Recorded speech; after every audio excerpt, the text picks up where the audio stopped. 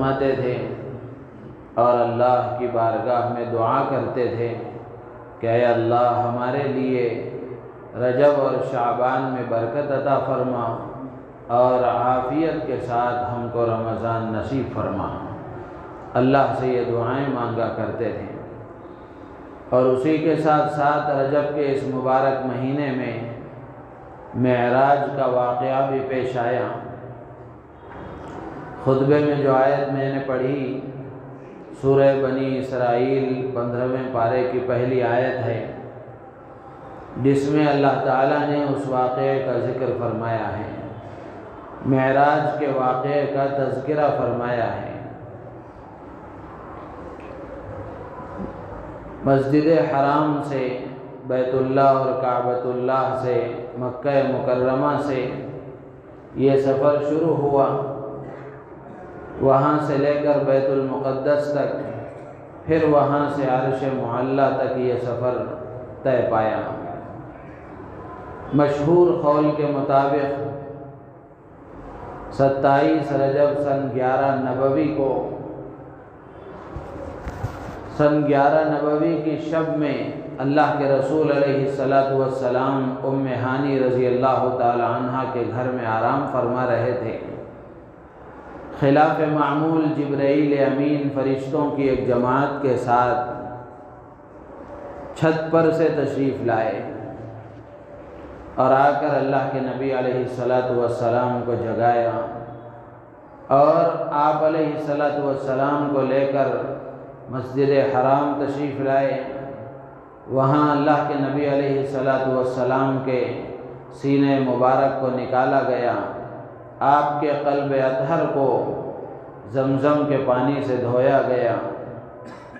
اور جنت سے لائے ہوئے طبق اور طشت میں رکھ کر آب زمزم سے اس کو دھویا گیا۔ پھر اس کے بعد وہاں سے لے کر یہ سفر شروع ہوا۔ اللہ کے نبی علیہ السلام ارشاد فرماتے ہیں کہ جب مسجد حرام سے چلے ہیں تو میرا گزر ایک ایسی بستی پر ہوا جہاں کھجور کے درخت بہت زیادہ تھے۔ جبرائیل امین نے عرض کیا حضور یہاں اتر کر 2 رکعات نماز پڑھ لیجئے نفل۔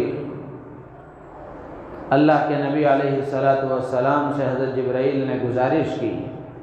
اور ساتھ ساتھ اس جگہ کا تعارف بھی کرایا۔ طریقہ یہی ہے کہ آپ کسی سے کوئی بات کہہ رہے ہیں، کسی جگہ آپ کسی کو لے کر جا رہے ہیں، تو وہاں جانے کے بعد میں جس مہمان کو آپ ساتھ لے کر آئے ہیں اس جگہ کا تعارف بھی کرانا چاہیے۔ تو جبرائیل امین نے عرض کیا کہ حضور یہاں اتر کر 2 رکعات نماز پڑھ لیجئے، اور پھر جگہ کا تعارف کراتے ہوئے جبرائیل امین نے عرض کیا کہ اے اللہ کے نبی یہ یثرب ہے، یعنی مدینہ منورہ ہے جہاں آپ ہجرت کر کے آئیں گے۔ پھر وہاں سے سفر جاری رہا۔ وادی سینا کوہ طور پر اللہ کے نبی علیہ السلام پہنچے۔ وہاں جبرائیل امین نے عرض کیا اے اللہ کے نبی یہاں اتر کر 2 رکعات نفل پڑھ لیجئے، یہ وہ مبارک جگہ ہے جہاں حضرت موسیٰ کلیم اللہ نے اللہ سے کلام فرمایا تھا اور اللہ نے آپ کو یہاں تورات جیسی آسمانی کتاب عطا فرمائی تھی۔ پھر اس کے بعد آگے چلے، حضرت شعیب علیہ السلام کی بستی مدین پر سے گزر ہوا۔ جبرائیل امین نے عرض کیا اے اللہ کے نبی یہاں اتر کر 2 رکعات نفل پڑھ لیجئے، یہ حضرت شعیب اللہ کے پیغمبر کی بستی ہے۔ پھر وہاں سے بیت اللحم پہنچے، وہاں بھی حضرت جبرائیل نے گزارش کی کہ اے اللہ کے نبی یہاں بھی 2 رکعات نماز پڑھ لیجئے۔ پھر اس کے بعد بیت المقدس پہنچے، وہاں اللہ کے نبی علیہ السلام نے تمام انبیاء کرام علیہم الصلوات والتسلیمات کی امامت فرمائی۔ پھر وہاں سے آسمانوں کا سفر شروع ہوا۔ اللہ کے نبی علیہ السلام کو حضرت جبرائیل علیہ السلام کے ساتھ آسمانوں پر لے جایا گیا۔ پہلے آسمان پر آپ تشریف لے گئے، دوسرے پر، تیسرے پر، چوتھے پر، پانچویں پر، چھٹے پر، ساتویں پر، ہر آسمان پر کسی نہ کسی پیغمبر سے ملاقات ہوتی اور وہ آپ کا استقبال کرتے، اور جس آسمان پر بھی آپ تشریف لے جاتے دروازہ کھٹکھٹاتے، اندر سے یہ پوچھا جاتا کہ کون ہے، تو عرض کیا جاتا کہ محمد ابن عبداللہ رسول اللہ صلی اللہ علیہ وسلم ہیں،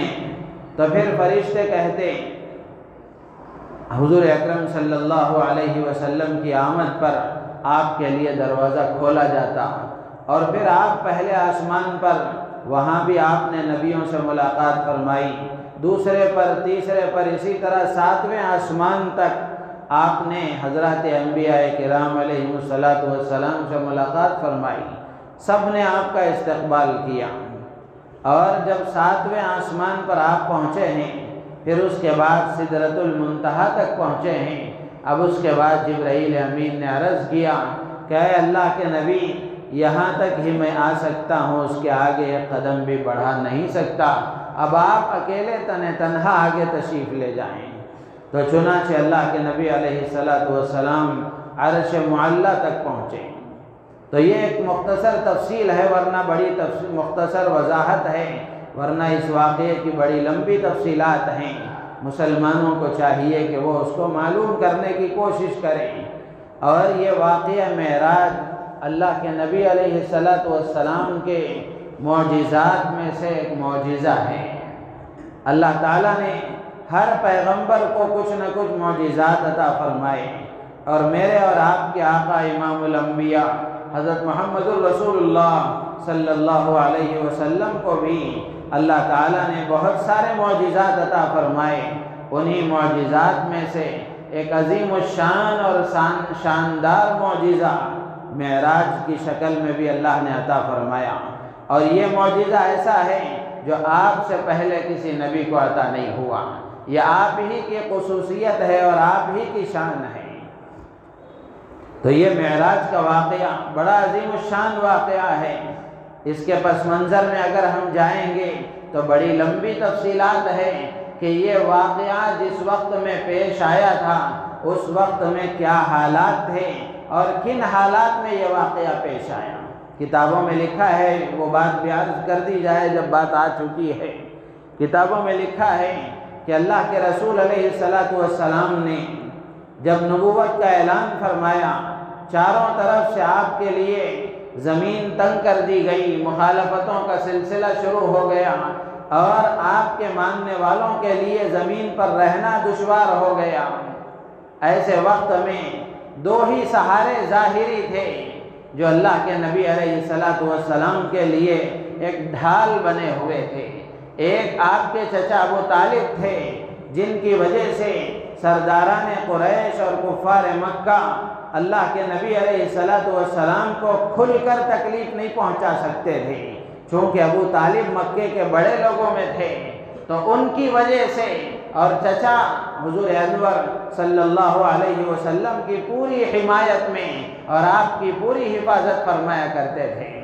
اور اسی طریقے سے مصیبتوں میں تسلی دینے والی اور سکون اور راحت کا پیغام پہنچانے والی آپ کی بیٹی امت کی ماں ام المومنین حضرت خدیجہ الکبریٰ رضی اللہ تعالی عنہا، جن سے اللہ نے اسلام کے فروغ اور ترقی کے لیے ان کے مال کو اور ان کی وجاہت کو اللہ نے قبول فرمایا۔ یہ دو سہارے اللہ کے نبی علیہ السلام کے تھے۔ اللہ کے نبی علیہ السلام کے ساتھ یہ جو معراج کا واقعہ پیش آیا وہ اس پس منظر میں پیش آیا کہ چچا ابو طالب بھی دنیا سے رخصت ہو گئے اور حضرت خدیجہ الکبریٰ رضی اللہ تعالی عنہا بھی دنیا سے چل بسی۔ اب ایسے وقت میں کفار مکہ کو آپ کو ایذا اور تکلیف پہنچانے کا کھلا موقع مل گیا، شعب ابی طالب میں آپ کا بائیکاٹ کیا گیا،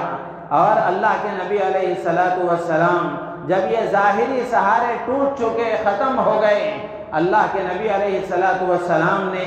اس امید کے ساتھ طائف کا سفر فرمایا کہ وہاں کے اگر سرداران اس بات کو قبول کر لیں تو اس سرزمین سے اللہ کے اس پیغام کو پہنچانے کا کوئی انتظام ہو جائے گا۔ اللہ کے نبی علیہ السلام نے طائف کا سفر فرمایا۔ طائف کا واقعہ سب جانتے ہیں، اللہ کے نبی علیہ السلام کے ساتھ کیا کیا کیا گیا۔ اللہ کے نبی علیہ السلام وہاں سے تشریف لائے جب آپ دکھی دل تھے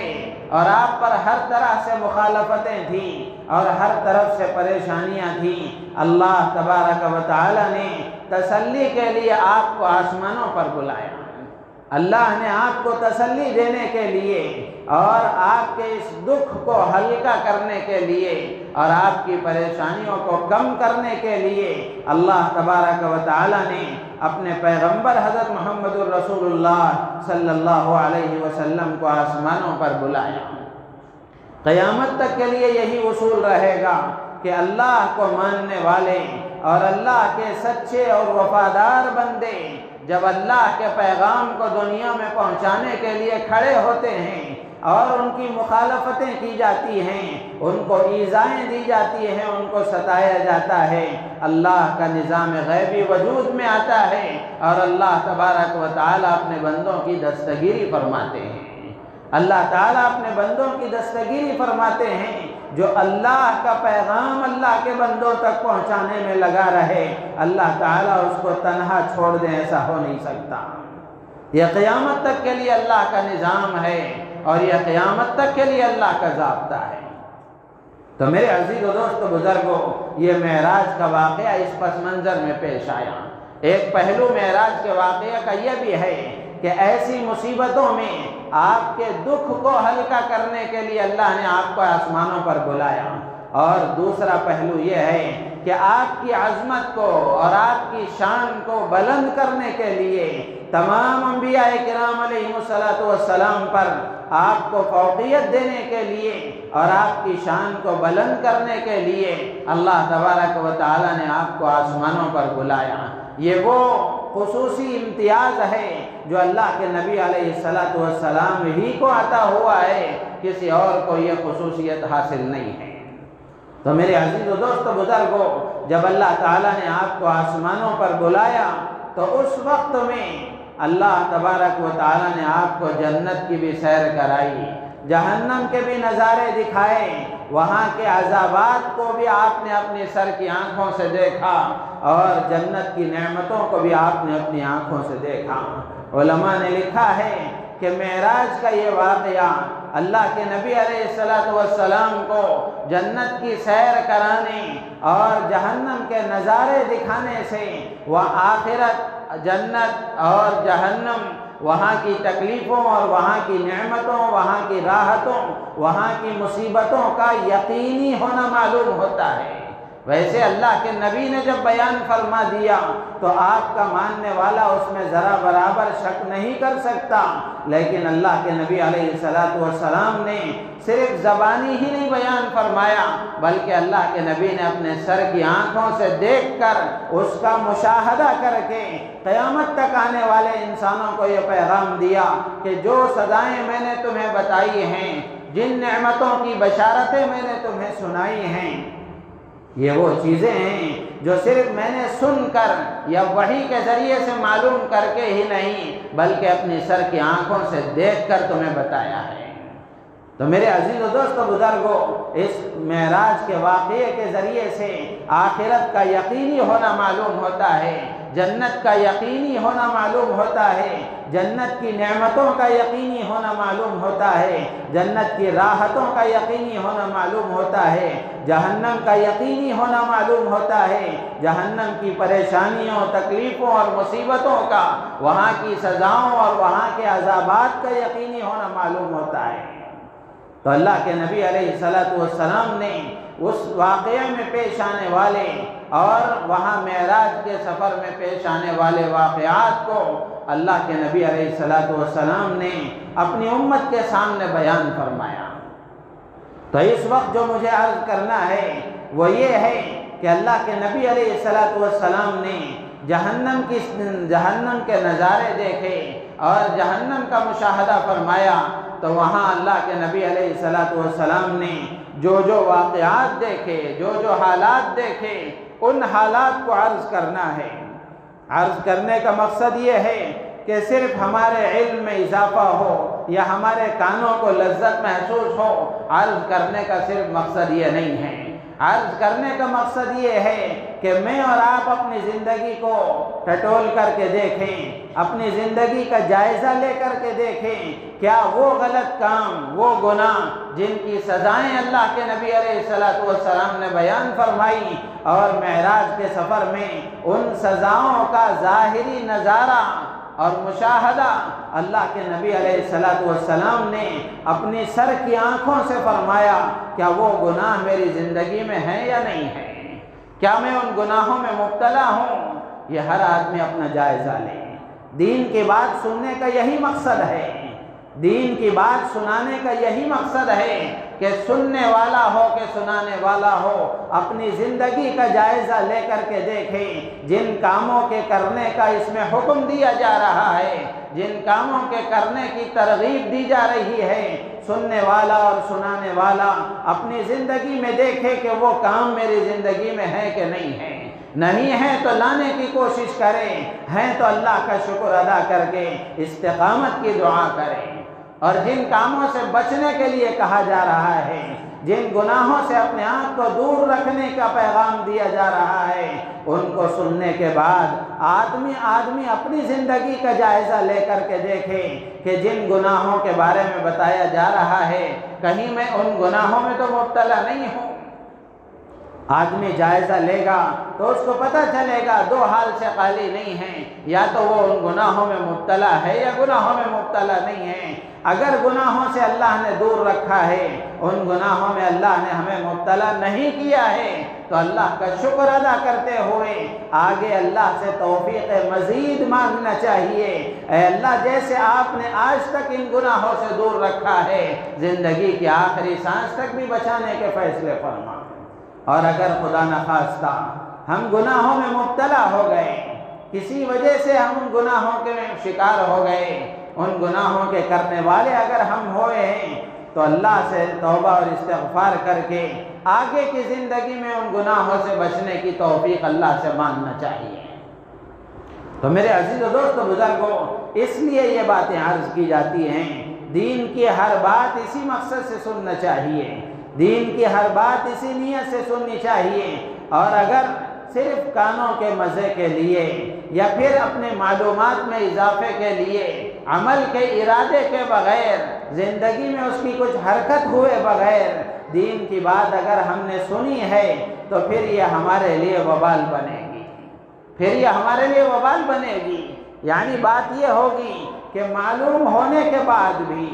علم ہونے کے بعد بھی، غلط کا غلط ہونا معلوم ہونے کے بعد بھی ہم نے اس غلطی سے اپنے آپ کو نہیں بچایا، صحیح کا صحیح ہونا معلوم ہونے کے بعد بھی اس صحیح کام کو ہم نے اپنی زندگی میں نہیں لایا، تو یہ دوہرا گناہ ہو جائے گا۔ تو میرے عزیز و دوست و بزرگوں، اللہ کے نبی علیہ الصلوۃ والسلام نے ان واقعات کو بیان فرمایا ہے، ان مشاہدات کو اللہ کے نبی علیہ الصلوۃ والسلام نے بہت ہی تفصیل کے ساتھ بیان فرمایا ہے۔ چنانچہ کتابوں میں لکھا ہے، اللہ کے نبی علیہ الصلوۃ والسلام فرماتے ہیں کہ اللہ کے نبی علیہ الصلوۃ والسلام کو جب جہنم کی سیر کرائی گئی تو اللہ کے نبی کا گزر کچھ ایسے لوگوں پر ہوا جن کے ناخن تانبے کے تھے، اور وہ ان ناخنوں سے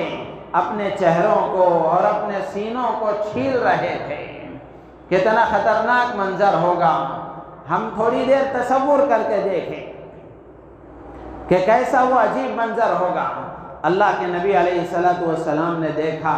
تو جبرائیل امین سے پوچھا، اے جبرائیل، یہ کون لوگ ہیں؟ اللہ کے نبی علیہ الصلوۃ والسلام کو جبرائیل امین نے بتایا، اے اللہ کے نبی، یہ آپ کی امت کے وہ لوگ ہیں جو دنیا میں لوگوں کا گوشت کھاتے تھے اور ان کو بے عزت اور بے آبرو کرنے میں لگے رہتے تھے۔ یعنی آپ کی امت کے یہ وہ لوگ ہیں جو غیبتیں کیا کرتے تھے، غیبتوں میں مبتلا تھے۔ قرآن پاک میں اللہ تعالیٰ نے فرمایا غیبت کا یہی انجام اور غیبت کی یہی سزا قرآن پاک میں اللہ تبارک و تعالیٰ نے بیان فرمائی کہ یہ غیبت کرنا آدمی اپنے مردار بھائی کا گوشت کھانے کی طرح ہے۔ اللہ کے نبی علیہ السلام نے وہاں اپنی آنکھوں سے دیکھا اور وہ سزائیں آپ نے دیکھی، اللہ کے نبی علیہ السلام نے بیان فرمایا۔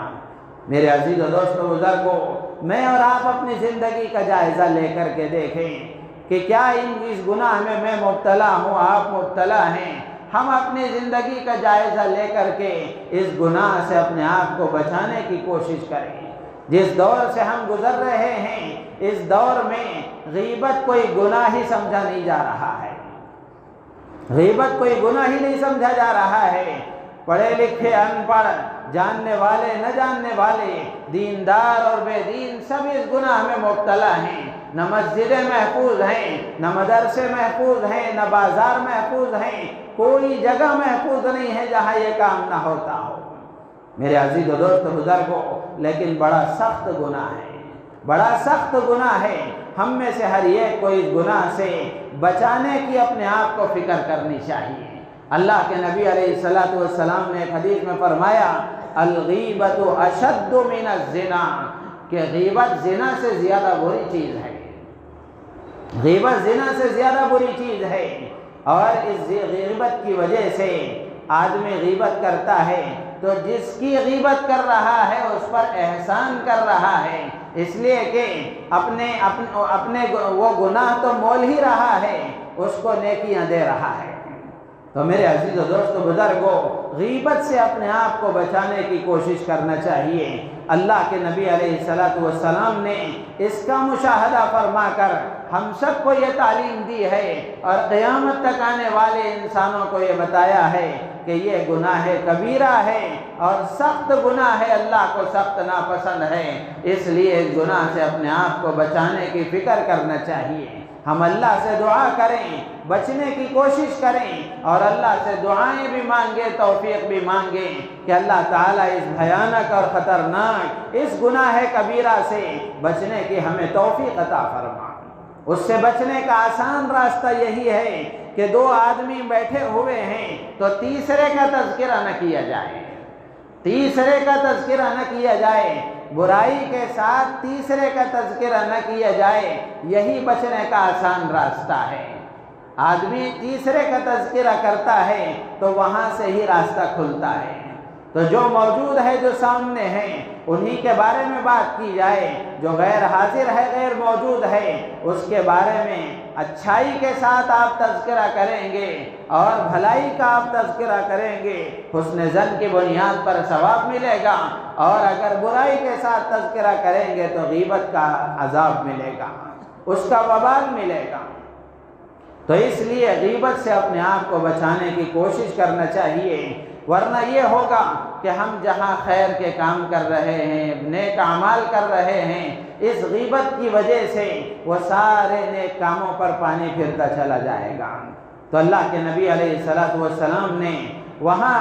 معراج کے سفر میں جہنم کا نظارہ کرتے ہوئے اللہ کے نبی علیہ السلام نے دیکھا کہ کچھ لوگ ایسے ہیں جن کے ناخن تانبے کے تھے اور وہ اپنے سینوں کو اور اپنے چہروں کو چھیل رہے تھے۔ بتایا گیا کہ یہ آپ کی امت کے غیبت کرنے والے ہیں۔ تو اللہ تعالیٰ سے ہم دعا کریں کہ اللہ تعالیٰ اس بیماری سے اور اس گناہ سے بچنے کی ہمیں توفیق عطا فرمائے۔ دوسرا گناہ، اللہ کے نبی علیہ السلام بیان فرماتے ہیں کہ آپ کا گزر کچھ ایسے لوگوں پر ہوا جن کے پیٹ اتنے بڑے بڑے تھے جیسے انسانوں کے گھر ہوتے ہیں، جیسے انسانوں کے گھر ہوتے ہیں ویسے کچھ لوگ ایسے آپ کو نظر آئے کہ ان کے پیٹ اتنے بڑے بڑے تھے اور اس میں سانپ اندر چل رہے تھے، گھوم پھر رہے تھے، باہر سے وہ سانپ نظر آ رہے تھے۔ اللہ کے نبی علیہ السلام نے جبرائیل امین سے پوچھا کہ جبرائیل امین یہ کون لوگ ہیں؟ تو حضرت جبرائیل نے فرمایا کہ اللہ کے رسول یہ آپ کی امت کے سود خور ہیں، یہ سود کھانے والے ہیں۔ میرے عزیز و دوست و بزرگوں، اس وقت سود اتنا عام ہو چکا ہے کہ مسلم معاشرے میں اس کی اب کوئی کمی نہیں رہ گئی ہے، بہت عام ہو چکا ہے۔ الگ الگ شکلوں سے، الگ الگ طریقوں سے سود میں کسی نہ کسی طریقے سے آدمی مبتلا ہے۔ بالخصوص ہماری مسلمان عورتیں اس میں بہت زیادہ مبتلا ہیں، اور اسی طریقے سے سود کی الگ الگ شکلیں ہیں۔ کسی موقع پر اللہ تعالیٰ توفیق دے تو اس کو بھی عرض کریں گے، ورنہ جو ایکشن کی چٹھی چلائی جاتی ہے یہ بھی سود میں شامل ہے، اس کا بھی شریعت سے کوئی تعلق نہیں ہے، یہ بھی حرام ہے،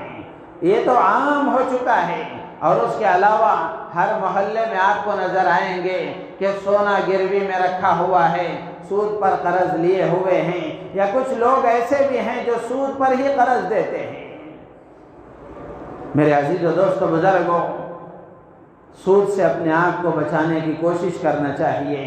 اور یہ سود ایسی چیز ہے کہ حرام لقمہ جب آدمی کے پیٹ میں جاتا ہے تو خیر کی بات اثر اس کے اوپر نہیں کرتی، نیک اعمال کی توفیق اس سے چھن جاتی ہے۔ اللہ کے نبی علیہ السلام نے ایک حدیث میں ارشاد فرمایا کہ جو جسم، جو بدن حرام رزق کے کھانے کی وجہ سے پروان چڑھتا ہے اس کے لیے جہنم مناسب ہے، وہ جنت میں جا نہیں سکتا، وہ جنت میں جا نہیں سکتا۔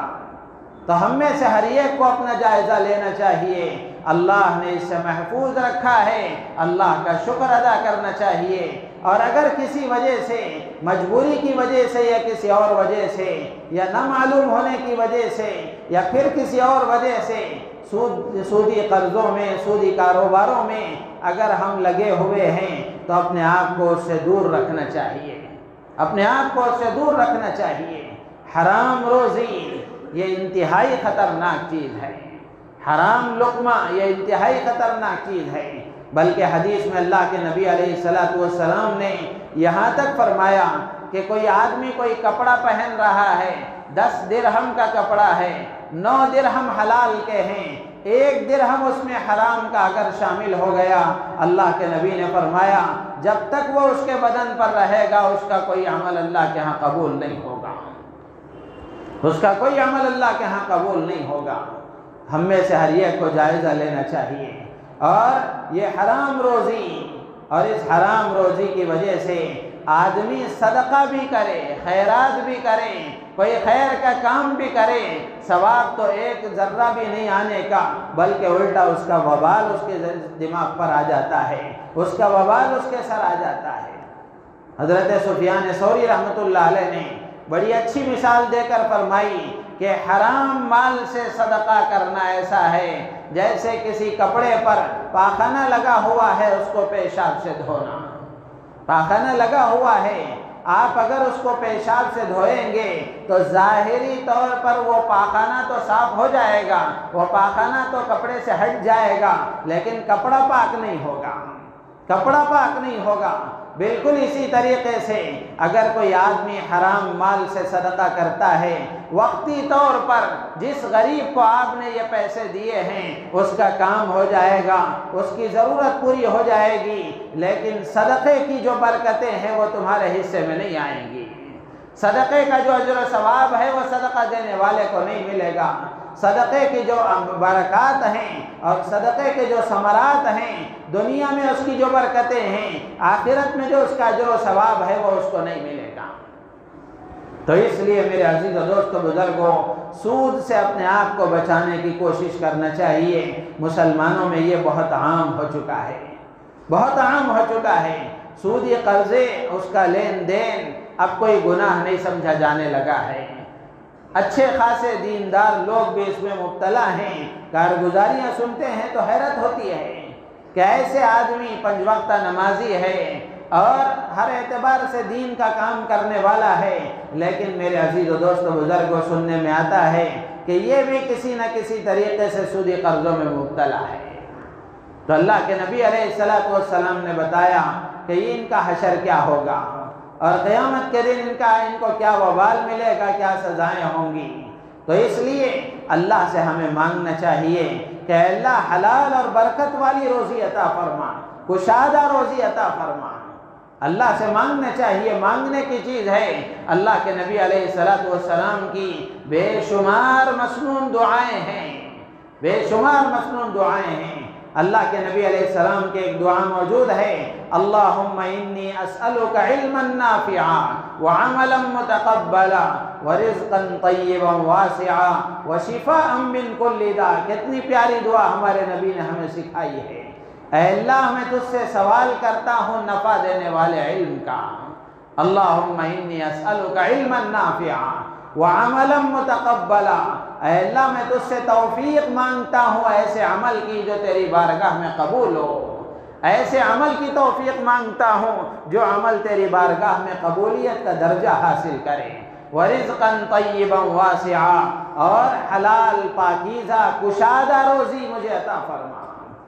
پھر اللہ کے نبی علیہ السلام فرماتے ہیں وَشِفَاءً مِّن كُلِّ دَاءٍ، اے اللہ ہر بیماری سے شفا میں تجھ سے مانگتا ہوں۔ ایسی بے شمار دعائیں اللہ کے نبی نے سکھائی ہیں، اللہ سے مانگنا چاہیے۔ اور اللہ تبارک و تعالی اگر کسی امتحان میں مبتلا کریں تو اللہ کے اس امتحان میں کامیاب ہونے کے لیے صبر و استقامت کے ساتھ اللہ سے اس آزمائش کے دور کرنے کی دعا کرنا چاہیے۔ یہ بزرگ ہیں، اللہ والے ہیں، وہ ہمیشہ اپنی دعا میں یہ دعا کرتے ہیں، اے اللہ میری زندگی کی سب سے کشادہ اور سب سے برکت والی اور سب سے پاکیزہ روزی میری عمر کے آخری حصے میں عطا فرما، میری عمر کے آخری حصے میں عطا فرما۔ عموماً یہ ہوتا ہے کہ جب ہاتھ پیر میں طاقت ہوتی ہے، آدمی محنت کرتا ہے، کماتا ہے اور اپنا مال اپنے آپ پر، اپنے اہل و عیال پر خرچ کرتا ہے، لیکن جب اعضاء کی طاقتیں جواب دے جاتی ہیں، ہاتھ و پیر میں طاقت نہیں ہوتی، تو پھر آدمی اولاد کا محتاج ہو جاتا ہے، اور پھر یہی وہ اولاد ہے جس کو باپ نے اپنا خون پسینہ ایک کر کے پروان چڑھایا، اس کو پالا پوسا، ان کی خواہشات کو پورا کیا، ان کو بڑا کیا اور ان کو آگے کی زندگی گزارنے کا سلیقہ طریقہ سکھایا، لیکن جب یہ اعضاء جواب دے جاتے ہیں ماں باپ کے، تو پھر یہی وہ اولاد ہوتی ہے جو ان کی زندگی کے ساتھ کھیلتی ہے، وہ روپیے کو ترستے ہیں، اور پھر وہ آخری عمر میں اولاد کے دست نگر ہو جاتے ہیں۔ تو وہ اللہ والے دعا کرتے ہیں، اے اللہ مجھے میری زندگی کی سب سے کشادہ روزی میری زندگی کے آخری حصے میں عطا فرما، آخری زندگی کے آخری حصے میں تنگیوں میں مبتلا ہو جانے سے حفاظت فرما۔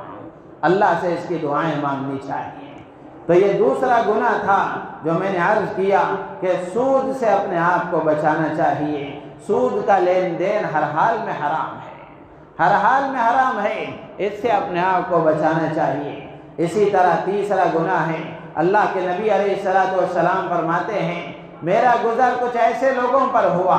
جن کے سروں کو پتھروں سے کچلا جا رہا تھا، فرشتہ پتھر دے کر اس کے سر پر مارتا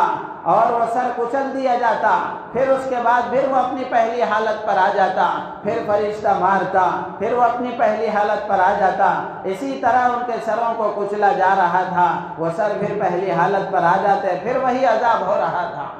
اللہ کے نبی علیہ السلام نے جبرائیل امین سے پوچھا کہ اے جبرائیل یہ کون لوگ ہیں؟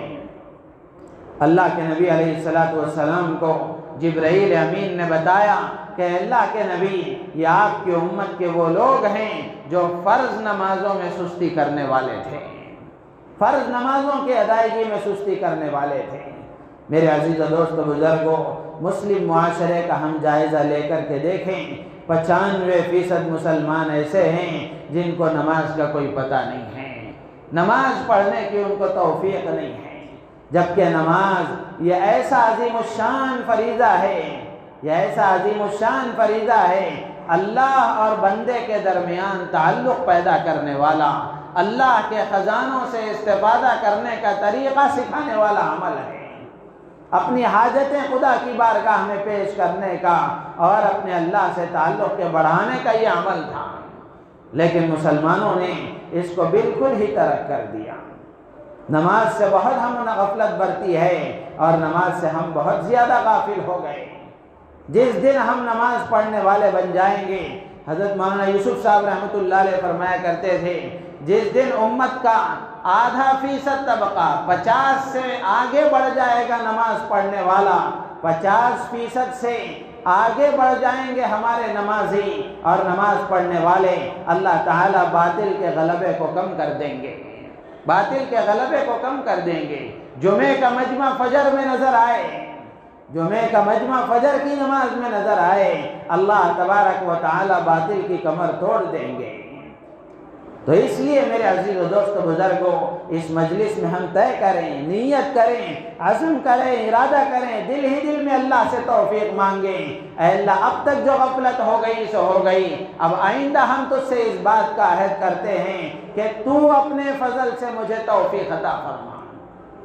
اللہ سے بیٹھے بیٹھے دل دل میں مانگیں اور اللہ سے توفیق مانگیں۔ اللہ تعالیٰ جس کو توفیق دے دیں اس کے لیے سب آسان ہے، جس کے لیے اللہ کسی کام کو آسان کر دیں دنیا کی کوئی طاقت اس کو مشکل نہیں کر سکتی، اور جس کو اللہ تعالیٰ مشکلات میں پھانس دیں دنیا کی کوئی طاقت وہ نہیں ہے جو اس کو آسانی میں لا سکے۔ تو اس لیے اللہ سے ہم توفیق مانگیں اور نمازوں کا ہم اہتمام کرنے کی کوشش کریں۔ اور اسی کے ساتھ ساتھ آخری بات عرض کر کے اپنی بات ختم کروں گا۔ اللہ کے نبی علیہ السلام نے فرمایا کہ میرا گزر کچھ ایسے لوگوں پر ہوا جن کے سامنے ایک ہانڈی میں پکا ہوا گوشت ہے اور ایک ہانڈی میں کچا اور سڑا ہوا گوشت ہے۔ وہ لوگ وہ کچا اور سڑا ہوا گوشت کھا رہے ہیں، پکا ہوا گوشت نہیں کھا رہے ہیں۔ اللہ کے نبی علیہ السلام نے جبرائیل امین سے پوچھا کہ جبرائیل یہ کون لوگ ہیں؟ تو جبرائیل امین نے اللہ کے نبی علیہ السلام کو بتایا کہ اللہ کے نبی یہ آپ کی امت کے زناکار ہیں، بدکار ہیں، یہ آپ کی امت کے وہ لوگ ہیں جن کے پاس حلال عورت کے موجود ہوتے ہوئے یا اپنی خواہشات کو پورا کرنے کا حلال طریقہ موجود ہوتے ہوئے انہوں نے حرام طریقہ اپنایا تھا، ناجائز راستے انہوں نے اختیار کیے تھے، زانیہ اور فاحشہ عورتوں کے ساتھ انہوں نے رات گزارے تھے اور کسی عورت کی عزت کو تار تار کرنے میں انہوں نے اپنے آپ کو لگایا تھا۔ اسی طریقے سے یہ وہ عورتیں ہیں جن کے پاس حلال مرد کے ہوتے ہوئے انہوں نے اپنے شوہروں سے اپنی خواہش پوری کرنے کے بجائے انہوں نے بدکار اور زناکار مردوں کو ترجیح دی تھی۔ یہ آپ کی امت کی وہ عورتیں ہیں جنہوں نے اپنی عزت کو لوٹ بیچا تھا اور اپنے جسم کا سودا کیا تھا۔ میرے عزیز و دوست بزرگوں، زنا بھی عام ہو چکا ہے، زنا بھی عام ہو چکا ہے۔ ہمارے نوجوان بچے نشے کے بھی عادی ہوئے ہیں اور نشہ جس جگہ لے جا کر روکتا ہے اس کا جو نتیجہ ہے اس نتیجے پر بھی پہنچ چکے ہیں، اس نتیجے پر بھی پہنچ چکے ہیں۔ چھوٹی چھوٹی عمر کے بچے زنا کے آخری اسٹیج تک پہنچ چکے ہیں۔ کارگزاریاں سنتے ہیں میرے عزیز و دوست بزرگوں، رونگٹے کھڑے ہو جاتے ہیں،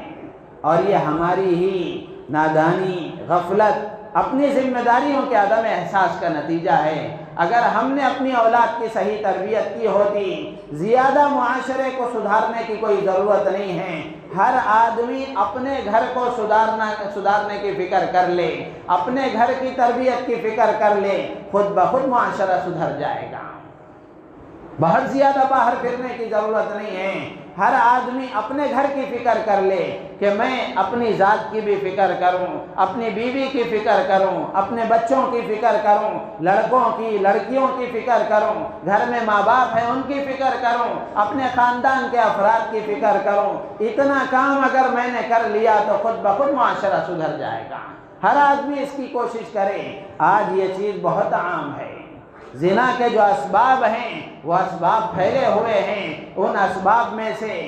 میں نے بہت مرتبہ عرض کیا ہے، کسی موقع پر اور تفصیل سے بھی عرض کیا جائے گا کہ زنا کے اسباب میں سے ایک سبب اپنی نوجوان لڑکیوں کو بغیر کسی ضرورت کے اسمارٹ موبائل ہاتھ میں تھما دینا ہے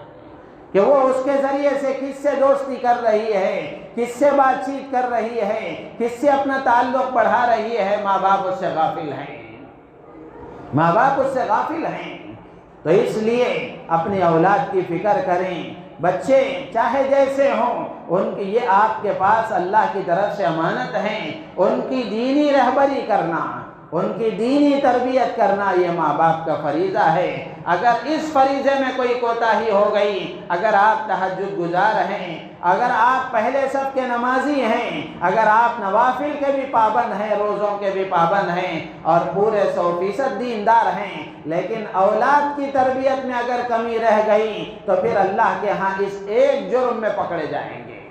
اس ایک جرم میں پکڑے جائیں گے۔ اور امت کا یہ مشترکہ گناہ ہے،